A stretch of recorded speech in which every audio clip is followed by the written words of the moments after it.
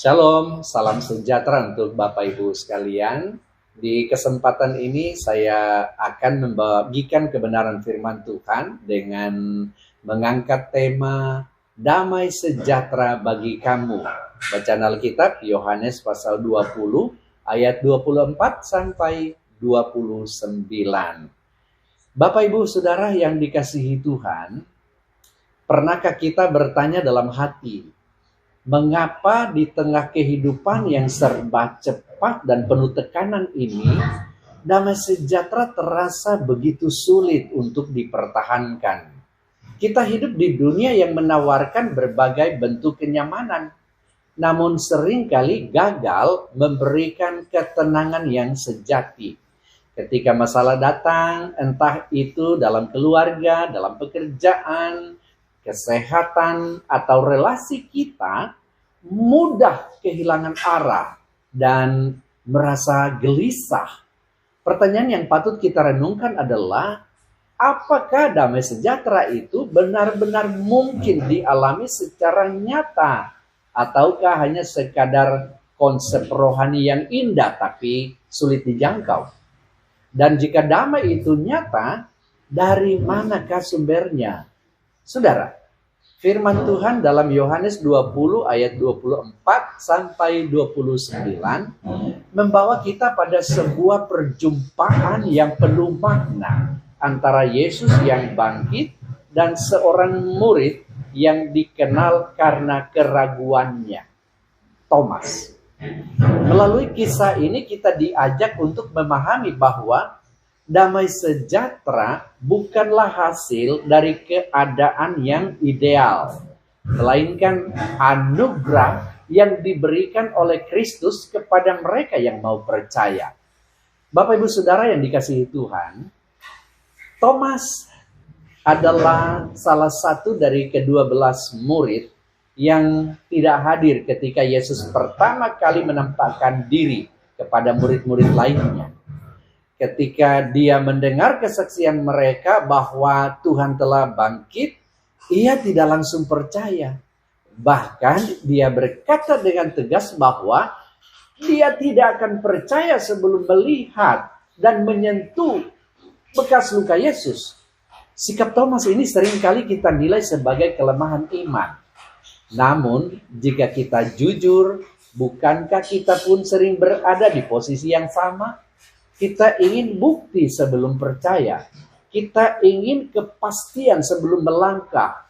Kita menginginkan jawaban sebelum berserah. Disinilah letak keindahan kasih Tuhan. Yesus tidak menolak Thomas. Dia tidak menghardik atau meninggalkan dalam keraguan. 8 hari kemudian, Yesus kembali datang dan secara khusus menghampiri Thomas. Dia bahkan mengundangnya untuk menyentuh lukanya. Sesuatu yang sebelumnya diminta oleh Thomas sendiri. Namun sebelum Thomas sempat melakukannya, dia sudah berseru, "Ya Tuhanku dan Allahku." Ini adalah pengakuan iman yang luar biasa. Dari keraguan, Thomas beralih kepada keyakinan yang mendalam. Perhatikan bahwa ketika Yesus datang, dia membuka perjumpaan itu dengan kata-kata yang sama seperti sebelumnya. Damai sejahtera bagi kamu. Ini bukan sekadar salam biasa, saudara. Ini adalah deklarasi ilahi. Di tengah ketakutan, kebingungan, dan keraguan, Yesus membawa damai yang melampaui pengertian manusia. Damai sejahtera yang diberikan oleh Yesus bukanlah hasil dari keadaan yang tenang, saudara, melainkan kehadirannya sendiri di tengah pergumulan. Para murid saat itu berada dalam kondisi takut, bersembunyi karena ancaman. Namun Yesus hadir dan berkata, "Damai sejahtera bagi kamu."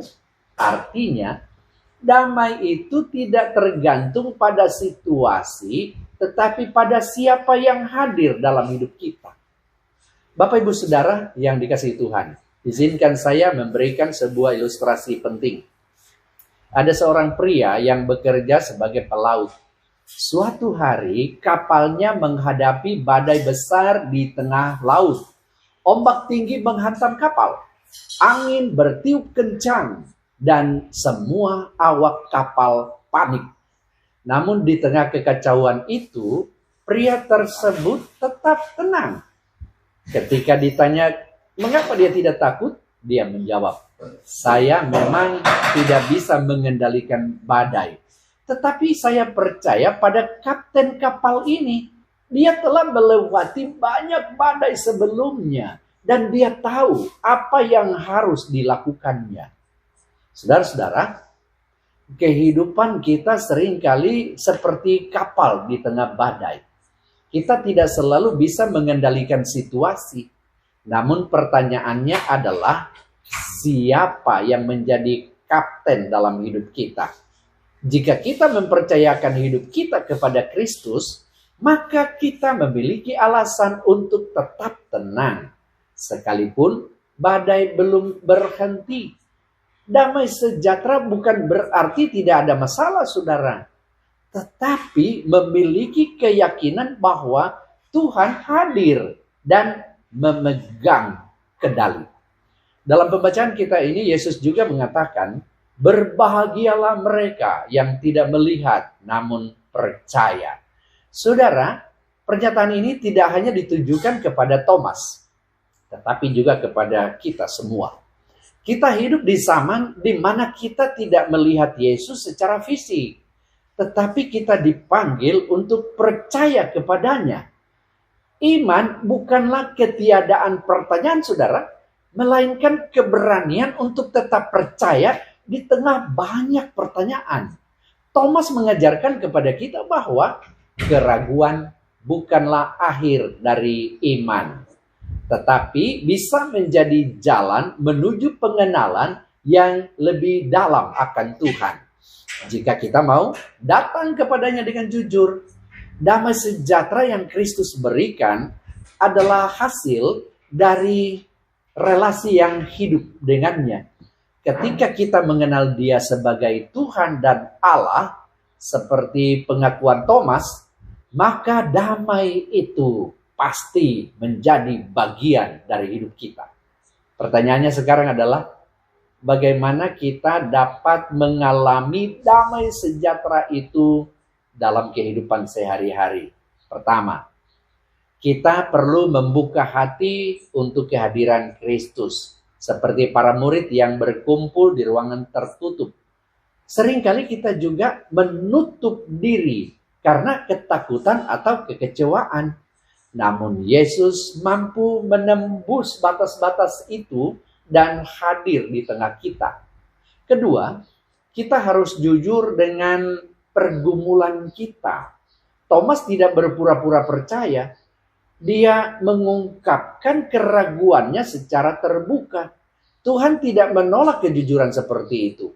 Justru dalam kejujuran, kita memberi ruang bagi Tuhan untuk bekerja.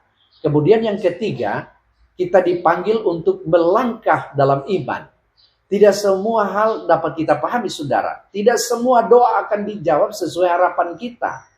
Namun kita percaya bahwa Tuhan tetap setia dan Dia adalah Tuhan kita yang baik. Karena itu, Bapak, Ibu, Saudara yang dikasihi Tuhan, damai sejahtera yang Yesus tawarkan bukanlah ilusi. Itu adalah realitas yang dapat kita alami bahkan di tengah situasi yang sulit.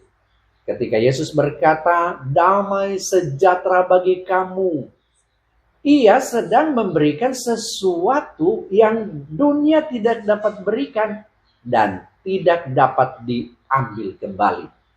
Mungkin hari ini kita datang dengan berbagai beban, kekhawatiran, ketakutan, atau bahkan keraguan.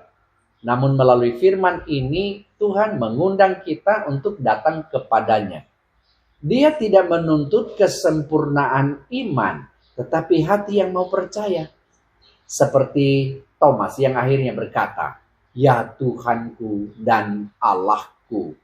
Kiranya kita pun dapat mengakui Dia dengan iman yang teguh. Dan ketika kita melakukannya, kita akan menemukan bahwa damai sejahtera itu bukan lagi sesuatu yang jauh, melainkan hadir dalam hati kita. Akhirnya, marilah kita membawa pulang satu pertanyaan untuk direnungkan. Apakah kita sungguh-sungguh mempercayakan hidup kita kepada Kristus sehingga damai sejahteranya dapat berdiam di dalam kita? Kiranya Tuhan menolong kita untuk tidak hanya mendengar firman, tetapi juga menghidupinya dalam keseharian kita. Tuhan memberkati saudara sekalian. Amin.